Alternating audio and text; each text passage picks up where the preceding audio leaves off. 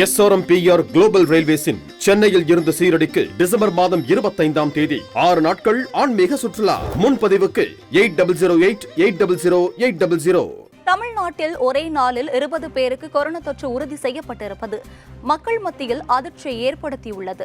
கடந்த சில நாட்களாக கேரளாவில் உருமாறிய கொரோனா தொற்று பாதிப்பு கடுமையாக உயர்ந்து வருகிறது. இந்நிலையில் தமிழ்நாட்டில் நேற்று ஒரே நாளில் 20 பேருக்கு கொரோனா தொற்று உறுதி செய்யப்பட்டது. இதனால் தமிழ்நாட்டில் கொரோனா தொற்றால் பாதிக்கப்பட்டு சிகிச்சை பெற்று வருவோரின் எண்ணிக்கை 63ஆக உயர்ந்துள்ளது. தினசரி பாதிப்பு ஒற்றை இலக்கத்தில் இருந்த நிலையில் கடந்த 2 நாட்களாக இந்த எண்ணிக்கை இரட்டை இலக்கமாக உயர்ந்து வருகிறது. கேரளாவில் புதிய வகை தொற்று பரவி வரும் நிலையில் தினசரி கொரோனா பரிசோதனை எண்ணிக்கையை பொது சுகாதாரத்துறை அதிகரித்துள்ளது. அதன்படி நேற்று 317 பரிசோதனைகள் மேற்கொள்ளப்பட்டு உள்ளது. இந்நிலையில் தமிழகத்திலிருந்து சபரிமலைக்கு அதிக அளவில் கொரோனா பரவ வாய்ப்புள்ளதால் சபரிமலைக்கு சென்று திரும்பும் பக்தர்களுக்கு RT-PCR பரிசோதனைகளை மேற்கொள்ள வேண்டும் என அறிவிக்கப்பட்டுள்ளது.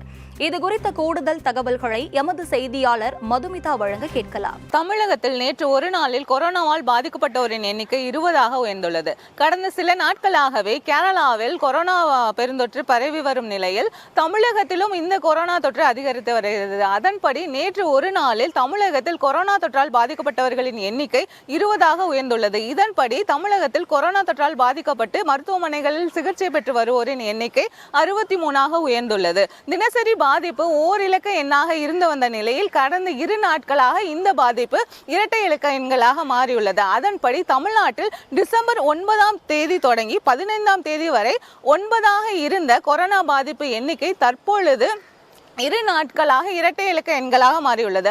அதாவது கடந்த 16ஆம் தேதி 16ஆகவும் நேற்று 17ஆம் தேதி இந்த எண்ணிக்கை என்பது 20ஆகவும் அதிகரித்துள்ளது. மேலும் கேரளா பகுதிகளில் கொரோனா அதிகம் பரவி வரும் சூழலில் பொது சுகாதாரத்துறை தமிழகத்தில் RT-PCR பரிசோதனைகளை அதிகரித்துள்ளது.